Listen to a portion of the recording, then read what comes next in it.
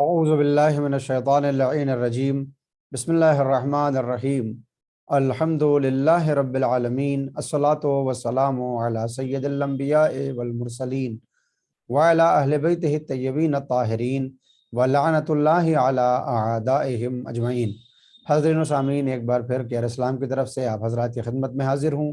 آج ماہ رمضان مبارک کا 13واں دن ہے، اور آج کے دن ہم خداوند عالم سے جو دعا کرتے ہیں اور جو ان باتوں کو طلب کرتے ہیں وہ کچھ اس طرح سے ہیں۔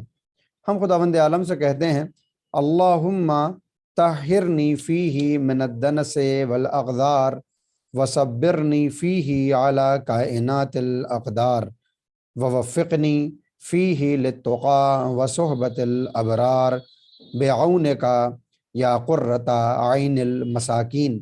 بار الہ، اس مہینے میں تو مجھ کو میل کچیل اور نجاستوں سے پاک کر، اور قضاء و قدر کے حوادث پر مجھ کو متحمل بنا، اور غریبوں کی آنکھوں کی ٹھنڈک تو مجھے اپنی امداد سے نیکوکار لوگوں کی ہمنشینی اور پرہیزگاری کی توفیق عنایت فرما۔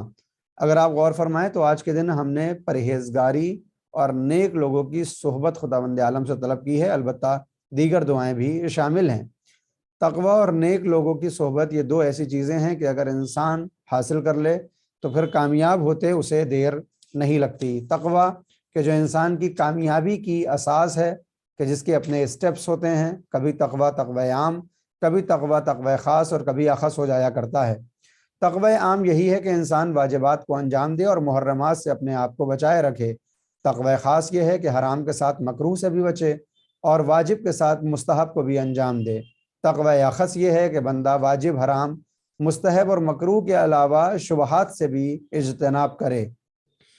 تقوی کے لیے قرآن کریم میں جس طرح کی آیات نازل ہوئی ہیں، بالخصوص ماہ رمضان مبارک میں روزے کو واجب کرنے کا سبب اسی تقوی کو بتایا گیا ہے، کہ قرآن کی آیت ہے: یا ایھا الذین آمنوا کتب علیکم الصیام کما کتب علی الذین من قبلکم لعلکم تتقون۔ اے ایمان والو، تمہارے اوپر اس روزے کو فرض کر دیا گیا ہے اسی طرح سے جیسے تم سے پہلے والوں پر فرض کیا گیا تھا، تاکہ تم متقی اور پرہیزگار بن جاؤ۔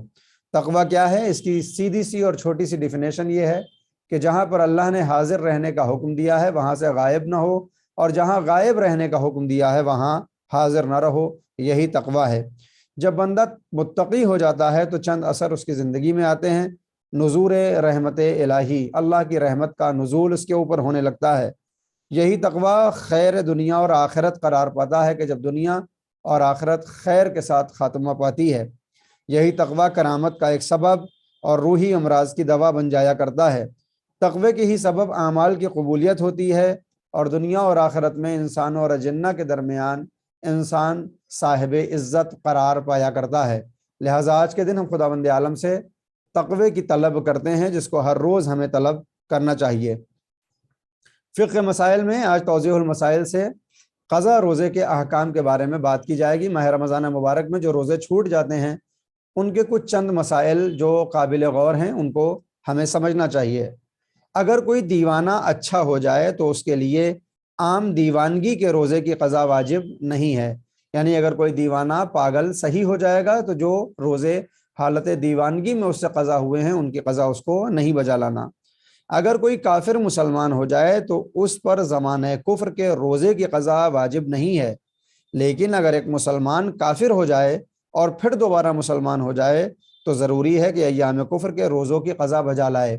یعنی اگر کوئی آغاز سے کافر تھا اور اب مسلمان ہو جائے تو ماضی میں اس کی گزری ہوئی زندگی کے روزے واجب نہیں ہوں گے، لیکن اگر کوئی مسلمان تھا اور چند ماہ کے لیے یا چند برس کے لیے کافر ہو جائے اور دوبارہ مسلمان ہو تو پھر اس عرصے میں چھوڑے گئے روزے کی قضا بجا لانی ہوگی۔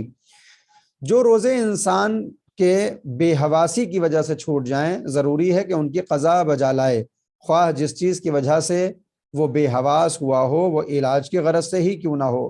مثلا اگر کوئی کوما کی حالت میں تھا یا اسی طرح سے اس کو انجیکشن دیا گیا تھا اور وہ کئی روز تک بے ہوش رہا، لازم ہے کہ ماہ رمضان مبارک کے بعد بے ہوشی کے عالم کی اس کو روزے کی قضا کرنی ہوگی۔ کوما کے عالم کے لیے بھی کہ کتنی مدت تک جب یہ کوما میں رہے تو پھر اس کے مسائل بدلتے رہتے ہیں۔ ہر انسان کو اپنے مرجع کی توضیح کی طرف مراجعہ کرنا چاہیے۔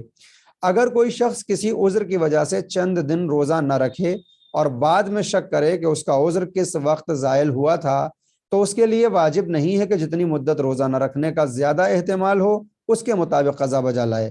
مثلاً اگر کوئی شخص رمضان المبارک سے پہلے سفر کرے اور اسے معلوم نہ ہو کہ ماہ مبارک رمضان کی 5ویں تاریخ کو سفر سے واپس آیا تھا یا 6 کو، یا مثلاً اس نے ماہ مبارک رمضان کے آخر میں سفر شروع کیا ہو اور ماہ مبارک رمضان ختم ہونے کے بعد واپس آیا ہو اور اسے پتہ نہ ہو کہ 25ویں رمضان کو سفر کیا تھا یا 26ویں کو، تو دونوں صورتوں میں وہ کمتر دنوں یعنی 5 روز کی قضا کر سکتا ہے، اگرچہ احتیاط مستحب یہ ہے کہ زیادہ دنوں یعنی 6 روزوں کی قضا بجا لائے۔ یہ ان افراد کے لیے ہے کہ جنہوں نے اپنے ماضی میں روزوں کو چھوڑا تھا اور اب ان کو یاد ہی نہیں ہے کہ جب ہمارے اوپر روزہ واجب ہوا تھا تو پہلے برس میں نے 5 روزے چھوڑے تھے یا 6 روزے چھوڑے تھے۔ ایسی صورت میں اگر وہ 5 بھی روزے رکھ لیتا ہے تو پھر وہ کافی ہوں گے، لیکن احتیاط مستحب یہی ہے کہ اس کو زیادہ روزے رکھنے چاہیے۔ فقہ کے اور مسائل انشاءاللہ آپ کی خدمت میں پیش کرتا رہوں گا۔ آپ اپنے سوال ہمارے کمنٹ باکس میں بھی چھوڑ سکتے ہیں۔ ہم سب کو اپنی دعائے خیر میں یاد رکھیں۔ وآخر دعوانا ان الحمد للہ رب العالمین۔